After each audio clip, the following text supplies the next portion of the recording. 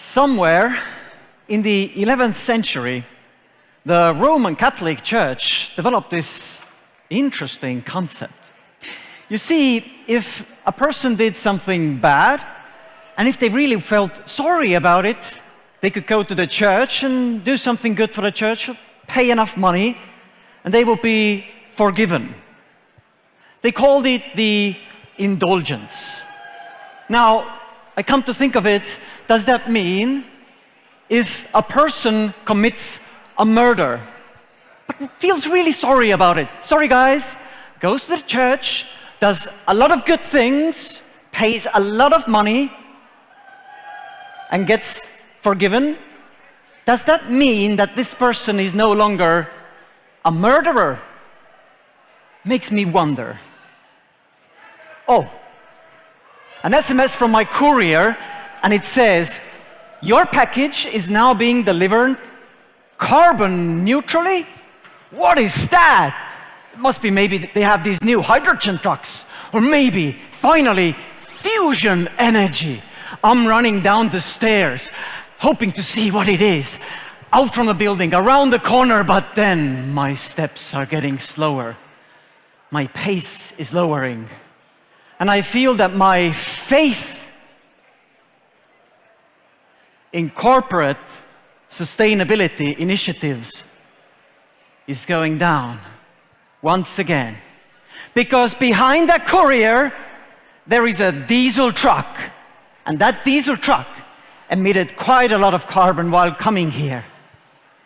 I feel I have been played a game of mathematics. I feel that the financial department came together with marketing department and said, let's figure out something amazing. But they forgot to bring in the product development department. So they developed this carbon neutrality, all these elements and things over there.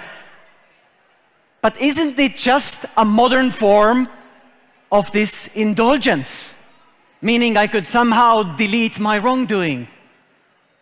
I feel my faith is fading. But thank you for the package.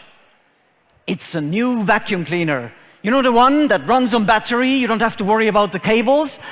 And if you have little children in a household, that's amazing. So years go by, cleaning after the kid. We get the second kid, double the action, more vacuuming. But one day, the battery of the vacuum cleaner dies. Nothing. Just doesn't work. So I open it up, maybe I could fix it. Only to see it's a lot of cables over there and a lot of these battery modules. It's kind of like a James Bond movie, tackling a dime bomb, only no timer over there. And I'm thinking, I won't touch those solder cables over there. I don't want to have my house burned down while it's charging at the evening. So I write to the repair center, the official one, asking how much would it cost to replace that non-user replaceable battery? They say, well, the new battery is 102 euros. The service for replacing that is 50 euros extra, so that's 152 euros. Okay. And on the second line, they say, by the way, if you would just order the new core module, meaning the vacuuming system, the filter, and new battery as well, that would be 145 euros. I'm a bit confused over there. How is it possible that it's more expensive to replace the component than just to buy the new one? But then the bomb comes and they say, to get that done, it might take up to 5 weeks. 5 weeks! Have you visited my household? I have 2 little kids over there. I mean, when they eat their cinnamon buns, it's not like old people eating cinnamon buns. It's like, oh, I gotta go behind the couch, over the couch, under the couch, everywhere. And it's like these breadcrumbs everywhere. So I'm thinking 5 weeks without a vacuum cleaner. In my mind, I had this broom brush, and I'm thinking like this, you know, this curling competition, feeling like me and my wife going all days for 5 weeks. No, that's not an option. So I go to Price Watch to see how much does it cost just to get the new one, the whole new vacuum cleaner. And I find it over there, and since it's an old model, it's discounted. It's only 128 euros. Woo! And it could be delivered in 2 days. So I'm a bit puzzled here. It doesn't make sense. Totally new device, half of the device, only the new battery. Just doesn't make any sense. I mean, environmentally, the right thing would be to do to get the battery replaced, right? But economically, it just, the whole new thing with filters and anything. So what does a man do when facing such an adversity in a life, right? I opt for a fourth option because I find out that this company brought out this new model. It's 2 times more quieter, 2 times sexier, and all the amazing things, and they claim it's user-replaceable batteries. I'm like, yes, this is what we need. And I get that. And that's actually the dark side of innovation. Whenever we invent something new, the old becomes obsolete because the new one is 2 times more quieter, 2 times more ergonomic, whatever the thing is. Obviously, it costs 2 times more than the other option, but I opt for that.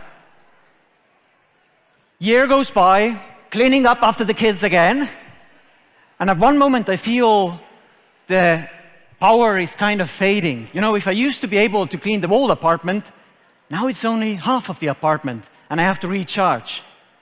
So I sit there at my kitchen table, looking at this vacuum cleaner, and realizing this too shall end one day. Realizing we can't go on thinking nothing's wrong.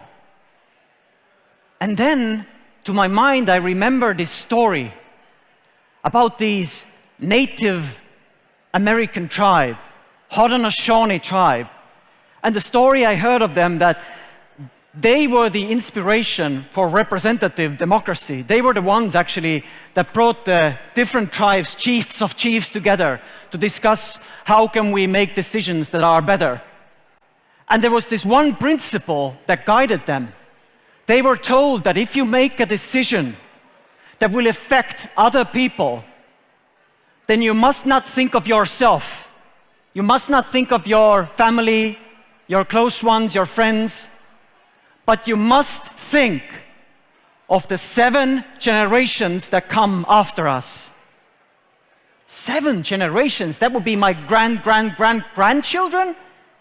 That would be like at least 100 or 150 years. I mean, that's really tough one to figure, but something really resonates. But then I have this uh-oh moment.